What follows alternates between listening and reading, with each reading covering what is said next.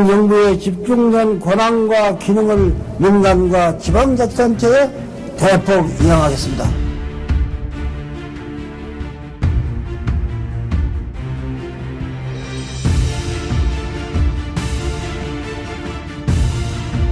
지방분권과 국가 균형 발전은 더 이상 미룰 수 없는 과제입니다.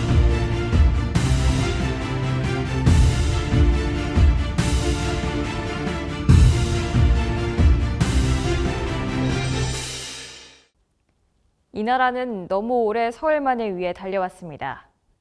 그러나 두 지도자가 외쳤습니다. 지방이 살아야 나라가 산다.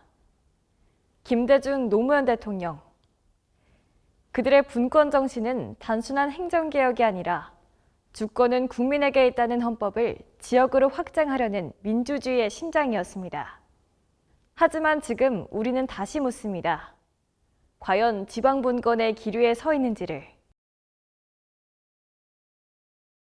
한국의 행정구조는 언제부터 수도권 중심이었을까?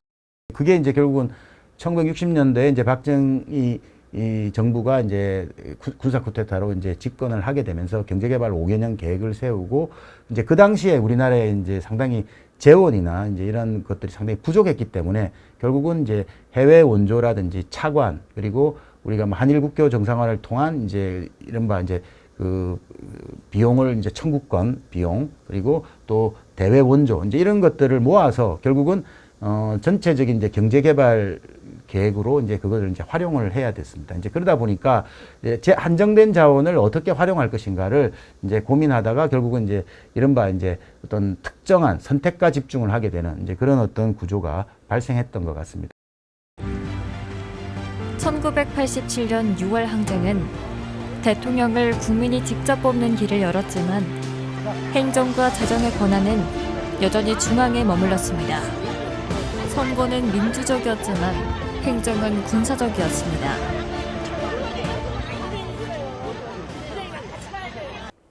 그게 이제 87년도의 의미는 뭐냐면 그전에는 국민들이 직접 선거를, 대통령 선거를 할 수 없었던 때였어요. 거의 박정희 때부터.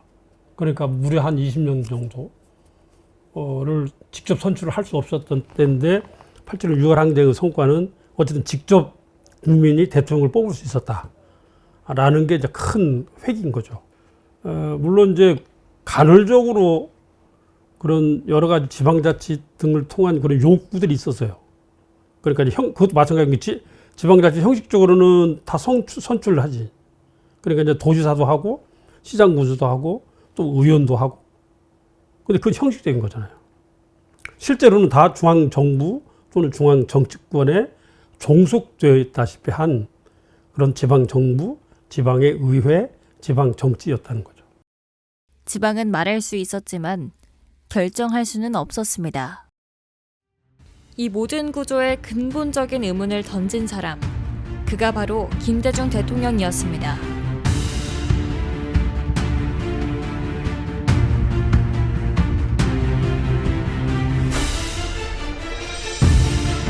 김대중 대통령은 중앙정부의 권한을 나눠야 창의성과 다양성이 산다고 믿었습니다. 정부가 고통 분담에 앞장서서 효율적인 정부를 만들겠습니다. 중앙정부의 집중된 권한과 기능을 민간과 지방자치단체에 대폭 이양하겠습니다. 작지만 강력한 정부, 이것이 국민정부가 지향하는 목표입니다. 그의 신념은 정책으로 구체화됐습니다. 지방교부세 확대, 지방세 강화, 자율과 책임을 함께 주는 행정, 지방이 교육과 산업을 스스로 선택하도록 그는 자립형 지방을 구성했습니다. 김대중 대통령의 바통을 이어받은 사람, 노무현 대통령. 그는 수도권 일극 체제를 오래된 불공정이라 불렀습니다. 지나친 중앙 집권과 수도권 집중은 국가의 미래를 위해서 더 이상 방치할 수 없습니다. 지방분권과 국가 균형 발전은 더 이상 미룰 수 없는 과제입니다. 중앙과 지방은 조화와 균형을 이루면서 발전해 가야 합니다. 지방은 자신의 미래를 스스로 설계하고 중앙은 이를 도와줘야 합니다.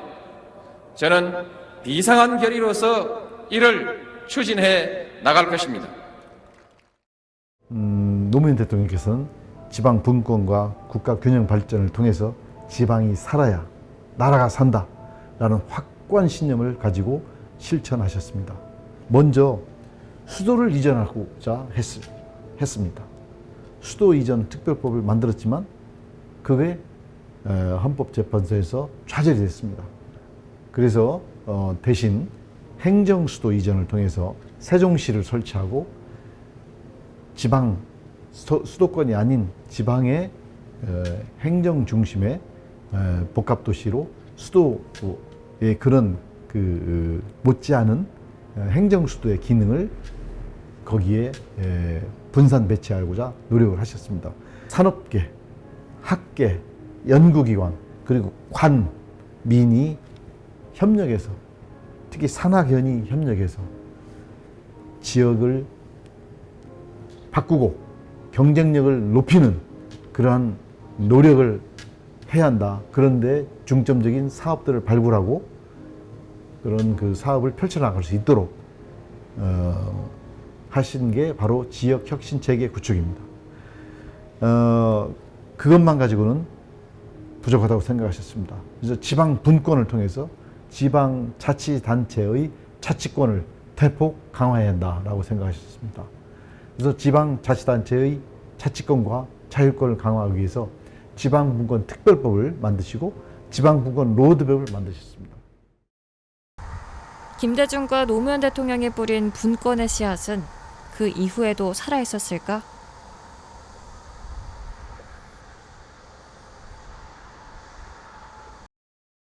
실제로는 이제 중앙 권한을 지방으로 이전하는 것은 크게 그렇게 성과를 보였다고 하긴 좀 어렵고, 오히려 균형 발전 측면에서는 좀 더 그 강조점이 더 컸던 것 같습니다.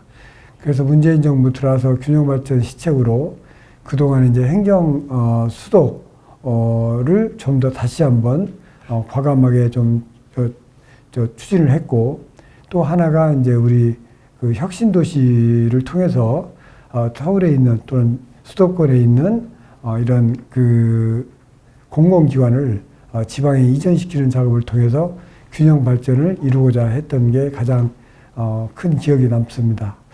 그리고 이제 지방에서 이제 제가 군수가 되어서 일을 하다 보니까 지방분권 균형 발전 중에서도 가장 큰 개념은 뭐니 해도 재정을 얼마나 많이 자율성을 주느냐, 이게 가장 큰 것 같아요. 우선적으로는 그 중앙에서 우리 지방에 내려주는 재원이 양이 좀 많아져야 되고 더 대폭 확대되어야 하는 게 가장 큰 거고, 두 번째는 양의 문제뿐만 아니라 중앙에서 지방에 내려줄 때도 지방 정부의 좀 자율성이 보장되는 형태로 예산이 내려와 줘야 되는데, 지금은 상당 부분 아직도 중앙에서 돈이 내려올 때 이 꼬리표가 붙어서 사실상 지방 정부가 재량권이 없는 그런 예산이 굉장히 많이 있습니다. 근데 이런 이제 그 지방 재정을 분권화시키는 작업을 우리 문재인 정부 들어서 굉장히 좀 강하게 추진을 했던 게 좀 기억이 납니다. 이명박 정부에서 동력은 약화됐고, 문재인 정부는 지방자치법 개정과 자치경찰제를 도입했지만 재정구조 개혁은 미진했습니다. 윤석열 정부는 지방시대를 외쳤습니다. 하지만 분권은 이념 대결의 그림자 속으로 물러났습니다. 분권은 멈췄고 지방은 다시 침묵하고 있습니다.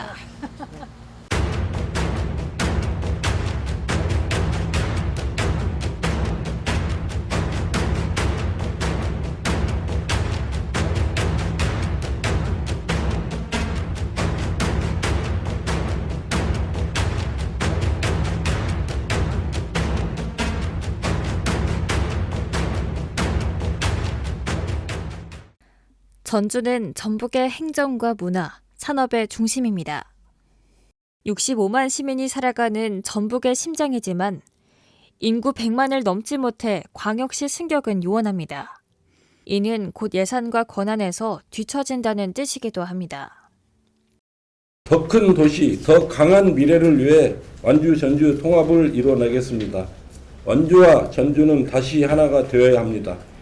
지방 소멸의 거대한 흐름 속에서 도시의 생존이 달린 문제이자 광역도시로 나아갈 수 있는 마지막 기회입니다. 가장 중요한 것은 소통과 이해입니다. 전북특별자치도 민간 단체들과 유기적인 협력을 바탕으로 완주 국민들이 충분히 이해하고 납득할 수 있도록 홍보와 소통을 다각화하고 진정성 있는 대화에 최선을 다하겠습니다. 완주는 전북에서 GRDP 1위 지역입니다. 농업은 로컬푸드라는 브랜드로 전국에 알려졌고 산업은 건실한 대기업들이 받쳐주고 있습니다. 인구는 군 단위에서 가장 빠르게 늘어 10만을 돌파했고 재정은 빚 300억 원에 불과합니다. 부채 6천억 원을 짊어진 전주와 비교하면 훨씬 튼실한 살림살이입니다. 하지만 완주의 성장에도 한계는 있습니다. 농업과 소규모 산업만으로는 장기적 경쟁력이 부족합니다. 그래서 전주와 손을 잡아야 한다는 주장이 나옵니다. 큰 도시와 작은 도시의 대립이 아니라 함께 성장하는 길이라는 것입니다. 통합은 이제 모든 지역의 생존 전략입니다. 대전, 충남, 대구, 경북 등 광역 시도에서도 이미 통합 논의를 본격화하고 있습니다. 이번에도 기회를 놓친다면 그 격차는 더 벌어질 수밖에 없습니다.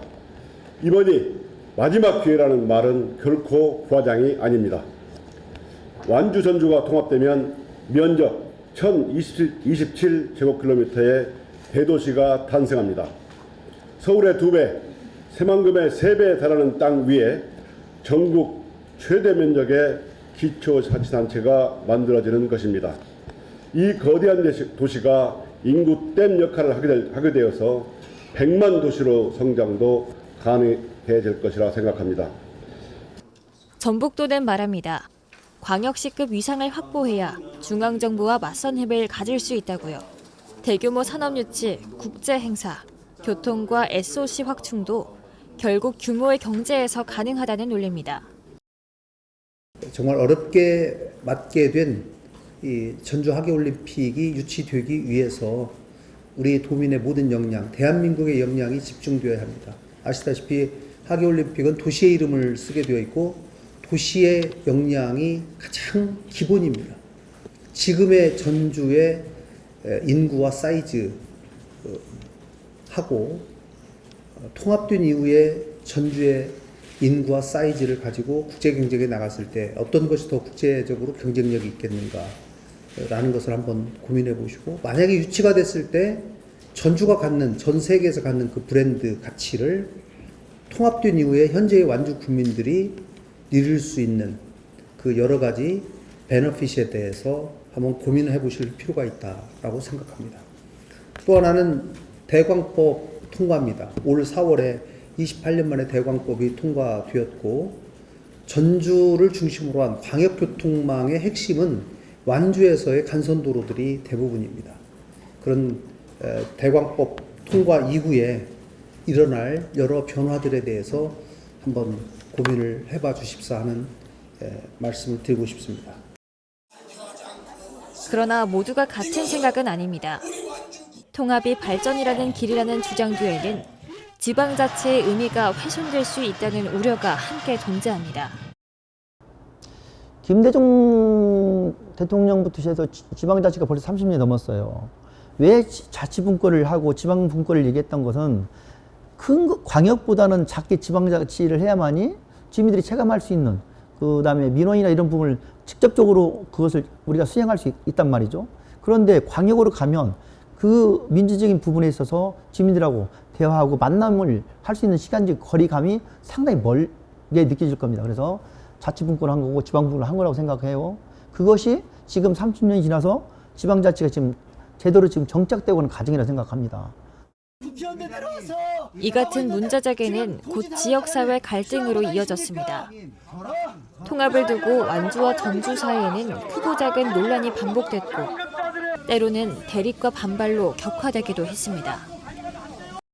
현재 완주군 인구가 전주시 인구의 6분의 1에 불과하기 때문에 현재 국민의 동의 없는 완주 전주 통합은 흡수 통합이 될 수밖에 없고 통합 시에 의회는 물론 각종 사회단체에서 구성원의 7분의 1이 완주 출신이고 7분의 6은 전주 출신이다 보니까 완주 출신의 그 목소리가 작아질 수밖에 없는 구조라 가장 우려하는 우리 완주군 주민의 자치권이 약화되거나 사라질 거라 이렇게 생각을 합니다.